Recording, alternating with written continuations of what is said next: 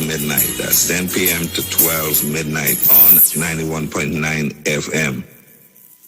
Tune into the street 91.9 FM every Sunday from 10:05 a.m. to 11 a.m. for the Repairing of the Breach radio program with me, Bishop Sherwin R. Thomas. The scripture says, "And they that shall be of thee shall build the old waste places. Thou shalt raise up the foundation of many generations, and thou shalt be called the repairers of the breach, the restorers of the paths to dwell in." Don't miss it. Repairing the Breach radio program with Bishop Sherwin R. Thomas on the street 919 FM every Sunday from 10:05 a.m. to 11 a.m.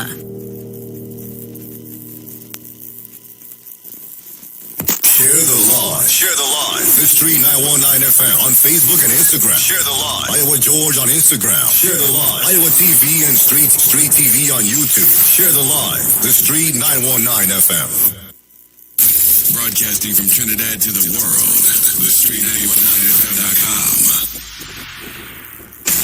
News from the Street 919FM.com. Here's what's happening.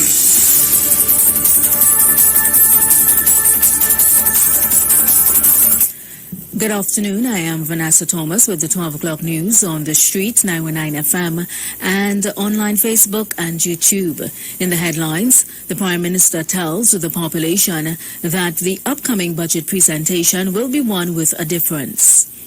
The Barkeepers and Operators Association welcomes the proposed move to have bars opened by October.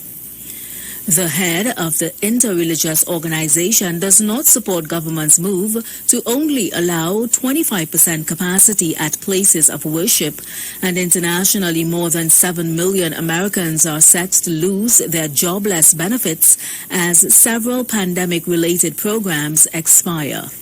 And now the news in detail. Prime Minister Dr. Keith Rowley has stated that preparation is underway for the presentation of the 2022 national budget. He said the presentation will be one with a difference as government focuses on positioning the country adequately in the midst of the COVID-19 pandemic and beyond.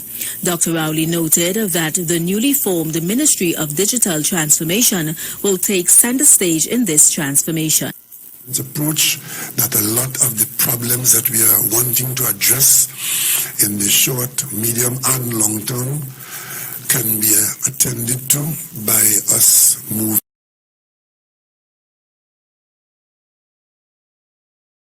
Keep records, the way we respond to the population, and that is all about data collection, data manipulation and data use. The Prime Minister said improvement of digital capabilities in all government ministries is of importance.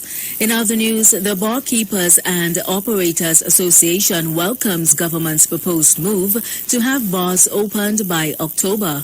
President of the association, Satish Munasar, says October 1st would make it 5 months since bars were completely closed and his members are desperate to reopen their doors.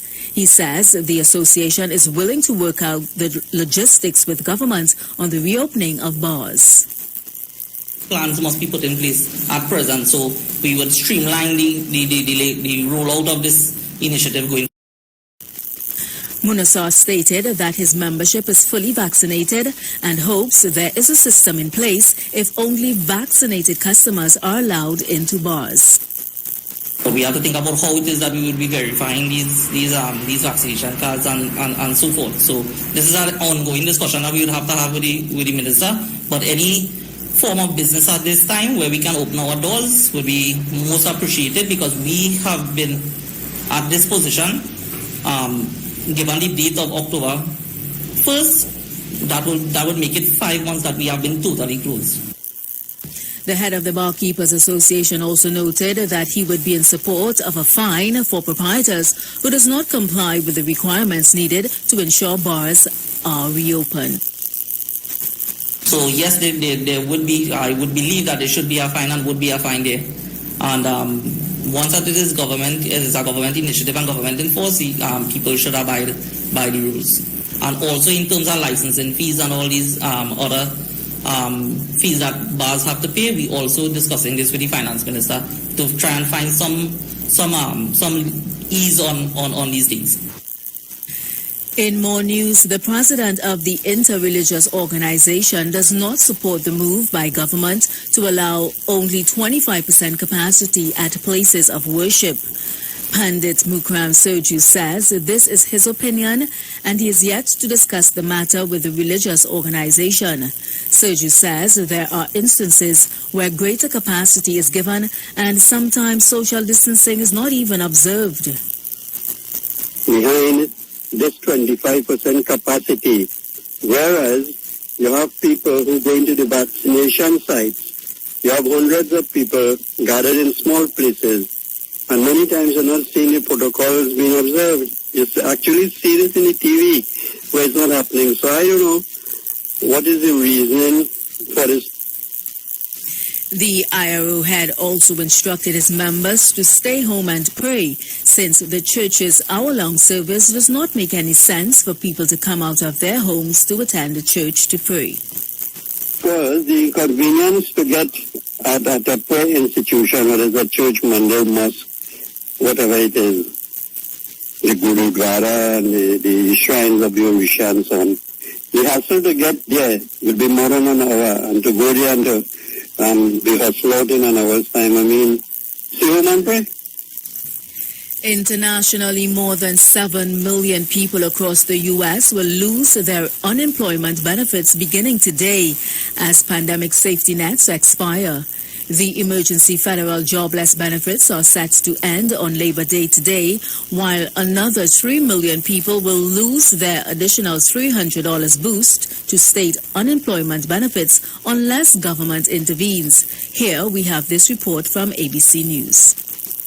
With, by some estimates, over 7 million people now stand to lose nearly all of their unemployment benefits. Another 3 million will see their benefits reduced. 3 different unemployment programs are ending. One that expanded payments so that people who did not traditionally qualify, like gig workers and some who are self-employed. Another that extended how long some could keep receiving payments. And a third program that provided an extra $300 a week in federal funding on top of payments from states. Now, many Republican-controlled states already started rolling back these programs months ago. President Biden encouraged states to continue them, but most states say they just don't have the budgets for that. Whit. Mary Alice, thank you.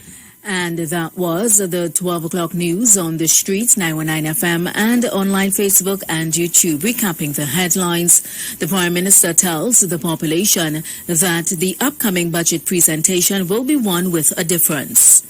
The Barkeepers and Operators Association welcomes the proposed move to have bars opened by October.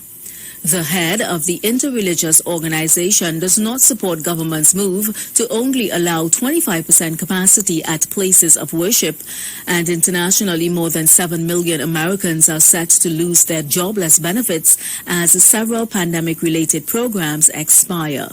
Stay tuned to the Streets 919 FM. The 5 minutes play with segment comes up at 12:15. I am Vanessa Thomas. Do enjoy your afternoon.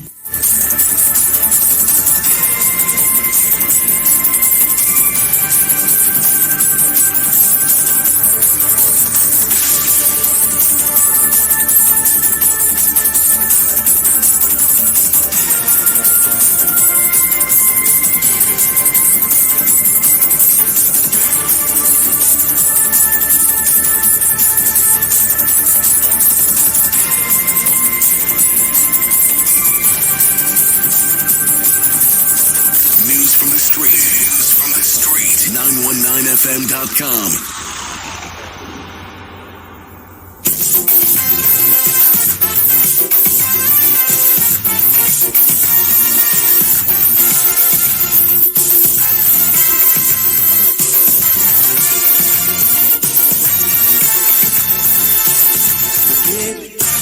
When I look around in